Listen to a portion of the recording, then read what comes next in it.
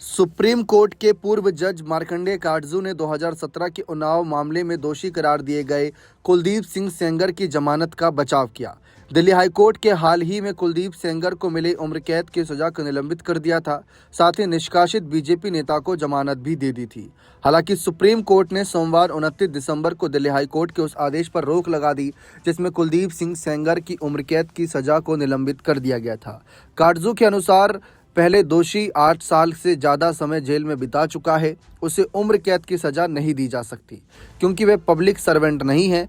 पूर्व supreme court के जज ने यहां पर मीडिया से बातचीत में कहा कि ऐसा नहीं है कि सेंगर ने जेल में कोई समय नहीं बिताया, उसने 8 साल से ज़्यादा जेल में बिताए। दूसरी बात, हाई कोर्ट का यह आदेश अंतरिम आदेश है। उन्होंने आगे कहा कि यह अंतिम फैसला नहीं, मामला अभी भी लंबित है और बेंच ने मामले की खूबियों पर ध्यान नहीं दिया। इस मायने में यह नहीं देखा गया कि सेंगर अपराध का दोषी है या नहीं, वह लड़की 18 साल से कम उम्र की थी या ज़्यादा की। हालांकि बेंच ने असल में ये कहा कि सवाल यह है कि क्या एक विधायक पॉक्सो एक्ट के तहत पब्लिक सर्वेंट है।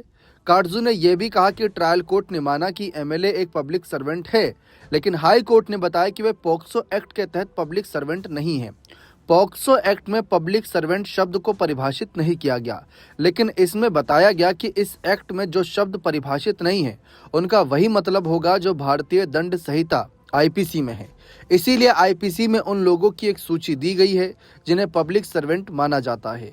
एमएलए उनमें से एक नहीं है। उन्होंने आगे कहा कि जब वह पॉक्सो एक्ट में परिभाषित सरकारी कर्मचारी नहीं है तो आप उसे उम्र कैद की सजा नहीं दे सकते।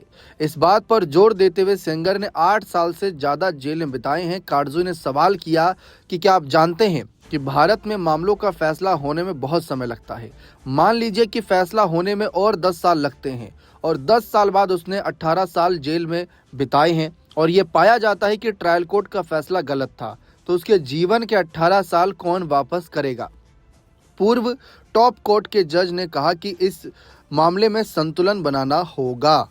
फिलहाल तो अभी देखते हैं अगली सुनवाई पर क्या कुछ फैसले आते हैं। बने रहें चैनल के साथ। बहुत बहुत शुक्रिया।